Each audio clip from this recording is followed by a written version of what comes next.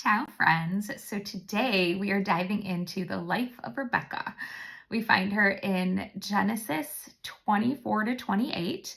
If you remember from last time, Sarah was Isaac's mom. Rebekah ends up marrying Isaac. She becomes his wife, and together they have two sons, twin boys, Jacob and Esau.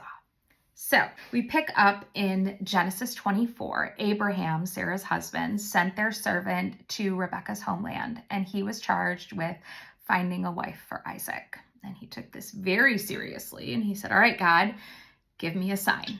And the sign is going to be the woman who comes up here and who waters my camel and who gives me water will be the one. I will know, like, this is her.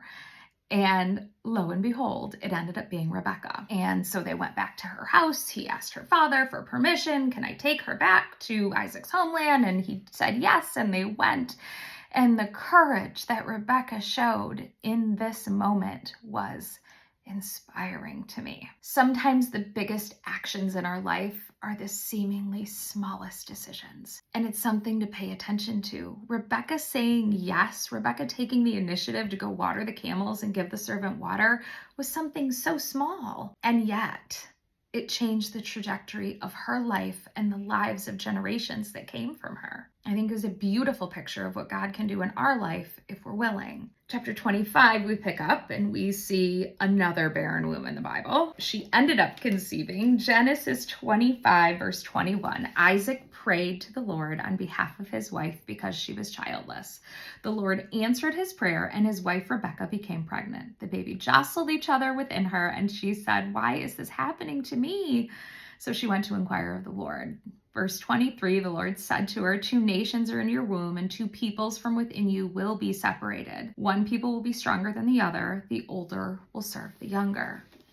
The Lord was telling her what was going to happen. What she may not have known is it would have been at her own hands. See, later in the chapter, Jacob and Esau had caused Rebekah to doubt God's plan, and there was a birthright blessing switcheroo. We all know the oldest son gets the birthright, and in this case, it was switched, and it was because of manipulation and probably a little bit, definitely unheard of at the time. So this showcases, though, Rebekah doing things her way. We see her do a switcheroo. And Sarah, we saw it with Sarah, and now we see it again with Rebekah. So I think there's something to pay attention to in this repetition of these actions for us. The consequences of the rift would last for generations between the sons, and we know that Jesus was from Jacob's lineage, and Herod, who wanted to kill young Jesus, was actually from Esau's. Despite all of this, God wove it together for his good. And it is so beautiful. He is a master creator, and it is amazing to watch. Sarah had imperfect faith that absolutely wavered, and yet God still said, her, I'm using that one. It's stunning. So some takeaways. I have 3 from Rebekah's life. The first one is faith and trust in God's plan. I have to believe that when she walked up to that well, God was like, poking at her and nudging her. Go water those camels. Go give that man water. And she listened. She trusted. She trusted enough to leave a land that she'd known her entire life. I think it's amazing. I think she has such great courage, which leads me into the second point of courage and initiative. Rebekah took initiative to go do the work, to water the camels. She had courage to leave her land, not knowing what would come of it, but knowing, I trust in God.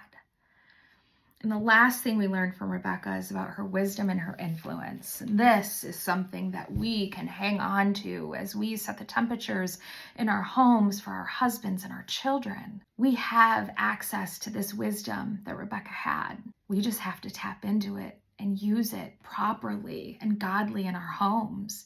We have so much influence over our mornings and over our bedtimes and the way our kids get sent off to school and the way our husbands come home from work and the conversations around the dinner table and the love that our families feel. We get to use that for good. I hope that you learned something from the life of Rebekah. I hope this was fruitful, and always remember, there's always something to be grateful for.